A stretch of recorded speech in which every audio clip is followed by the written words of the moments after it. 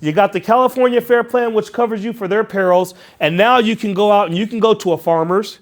You can go to an Aegis. You can go to a Mercury and say, hey, I need what's called a DIC policy, a difference in conditions policy. This covers you for water. This covers you for liability. This covers you for theft, and so on and so forth. But together, the California Fair Plan and the difference in condition policy, they bring together a full policy.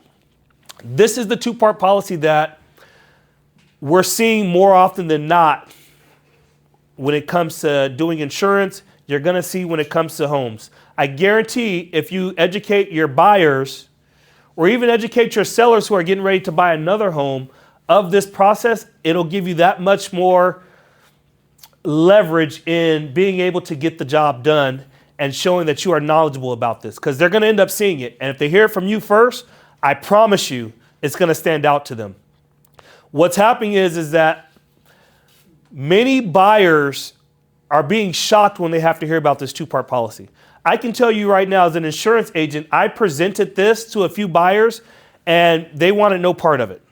People like convenience. People like everything to be easy. So what they say is, I'd rather just have one policy where I can just pay it and have everything set. That's what people want. We live in a life of convenience. We got the drive-through. We got the microwaves. Everything needs to be instant. People don't want to be paying on two different policies. And so you have to prepare for that. If you let them know ahead of time before they see it, it helps you that much more. Premiums are increasing because of this in some situations. But the good news in what I've seen as of late is that premiums are actually going down. Because with the California Fair Plan, they don't put a bunch of excess coverage on there that you're never going to use.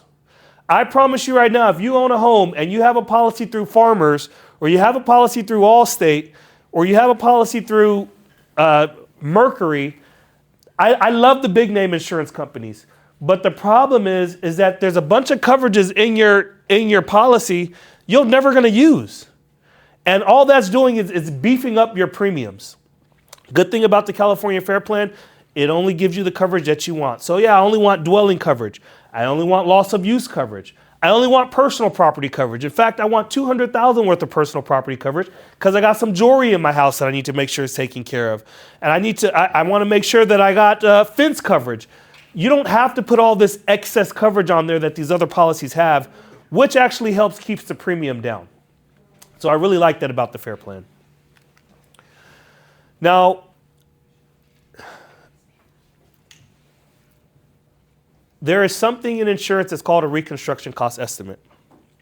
And when somebody gets ready to buy a home and they go to get insurance, the insurance agent is going to run a reconstruction cost estimate on the home. Every home has it. As long as it's not a brand new spanking home, I can promise you an insurance agent will be able to tell you how many rooms are in that home, what kind of flooring is in that home. It's already in the system. On newer homes, that's when an agent has to sit down and really go over, okay, well, what does it have in this home? So that way we can appropriately price how much coverage you need. But I want you guys to keep in mind, you with me still? I'm almost done. A $900,000 home does not mean that you need $900,000 worth of coverage. Okay? A lot of these insurance companies will do that. They will, well, you're paying $900,000 for this home, you need $900,000 worth of dwelling coverage. I promise you, the builders and everybody, they are building homes to make a profit. And if they're selling you the home for $900,000, it doesn't cost $900,000 to rebuild. Okay? In many cases, it'll cost probably about 10 to 20% less to build the home. So you'll see on a $900,000 home, the rebuild cost is $700,000. Now, I can tell you right now, escrow and lenders, they don't always like that because they're giving you the loan for $900,000. And if that home burns down, they want to make sure that they get every single dime back. But I'm here to tell you that it doesn't cost $900,000 to insure a $900,000 home. And so understanding that can help keep that price down when they're going to get insurance. Now, it is true, labor and material costs have increased, but it does not change the fact that you need to be paying more or having more coverage than what you paid for your home. But what we also come to see is that a lot of people want lower premiums because they want to save money. I think we're all in life trying to save a dime in every single area that we can. And so what you'll find is that there's people that are buying homes that, just give me a high deductible. Give me a $10,000 deductible. Give me a $20,000 deductible. I got to get this insurance down to what I need to get it down to. And there's risk that come with doing that. And I've done that a few times for people that have wanted homes, but I've said, hey, once you get it, I know you got to meet a certain number. Once you get in there, we really need to revisit this, because the $100 that you're going to save a month is not going to be worth it if something happens. I promise you it's not. And so as an insurance agent, I try to discourage people from going higher deductible or trying to figure out a way to get a lower premium to save $50 a month. I've seen some people, it saves them $25 a month, and they've got this $5,000, $10,000 deductible, and it's not worth it. And so those are things that you want to be able to communicate to your buyers, which again shows that you are very knowledgeable.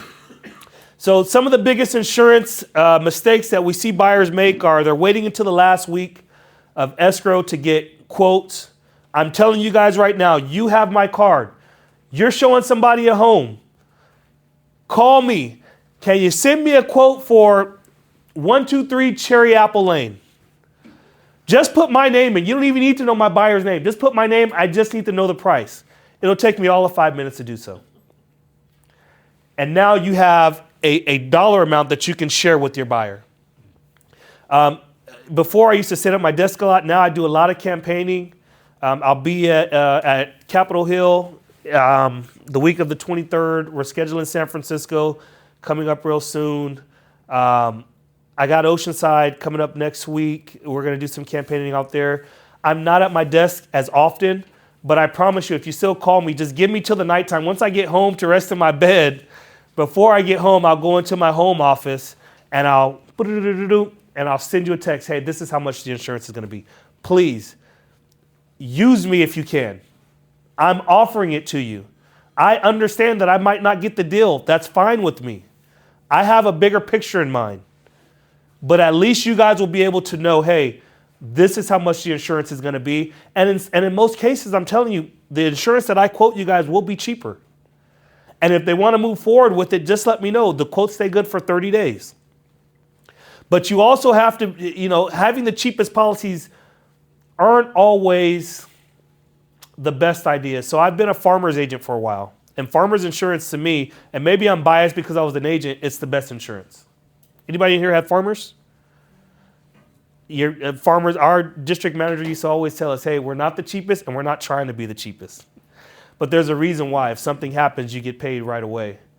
But when you have policies that are really inexpensive, you have to be aware that there might be something in that policy that isn't the most favorable towards you.